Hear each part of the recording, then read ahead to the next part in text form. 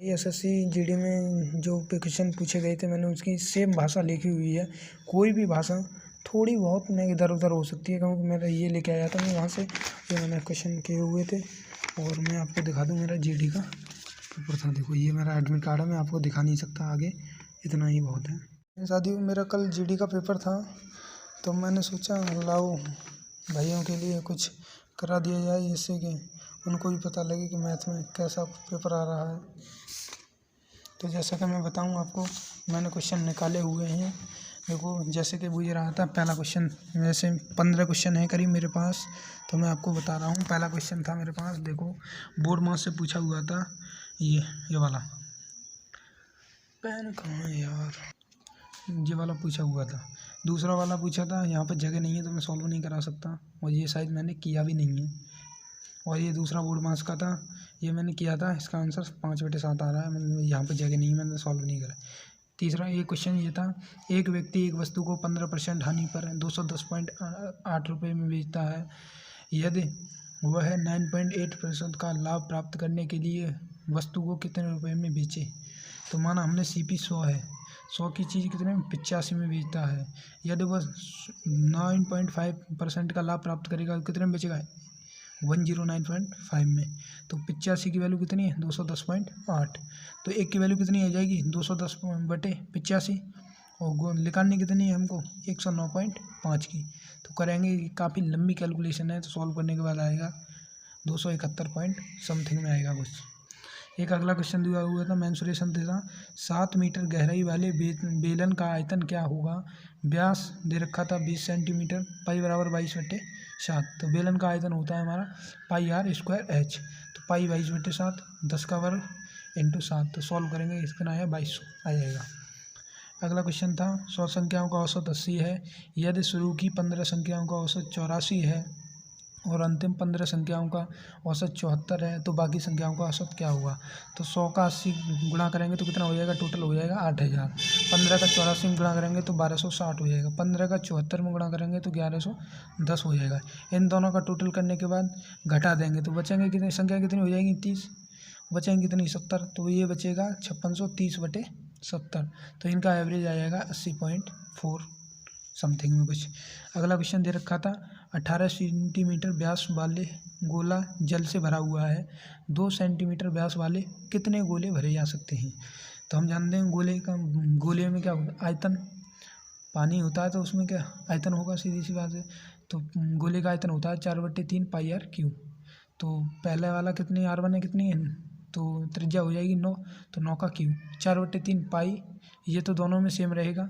और इसमें कितनी है त्रिज्या 1, तो 1 का क्यूब इंटू हमने समझ लिए कि n गोले भरे जा सकते हैं। तो ये काट पीट करेंगे तो कितना बचेगा, 729। अगला क्वेश्चन था, एक व्यक्ति ने 2 वस्तुओं को 1250 रुपये में खरीदा। पहली वस्तु को 20% हानि, दूसरी को 15% लाभ पर बेचा। पहली वस्तु का SP दूसरी वस्तु के SP के दोगुने से 75 रुपये कम है, तो पहली वस्तु का CP ज्ञात करें। यहाँ पर जगह नहीं है तो। और अगला क्वेश्चन दिया हुआ था, पहली संख्या तीसरी संख्या से 30% अधिक है और दूसरी संख्या तीसरी संख्या से 40% कम है। पहली दूसरी संख्या के योग तीसरी अनुपात से अनुपात क्या दी। पहली संख्या होगी तीसरी संख्या से 130, दूसरी संख्या से कितनी, दूसरी संख्या कितनी कम है, तीसरी से 40, तो कितनी हुई, 60। तो ये अनुपात आएगा 13:6:10। तो पूछा था पहली और दूसरी का योग कितना हो रहा है, 19, और तीसरी का 10, तो इनका यही अनुपात हो जाएगा। अगला क्वेश्चन था, 9 संख्याओं का औसत 20.6, तो पहली 3 संख्याओं का औसत 26.1 है और अंतिम 3 संख्याओं का औसत 15.2 है, तो बाकी संख्याओं का औसत ऐसे ही हम निकाल लेंगे गुणा करके।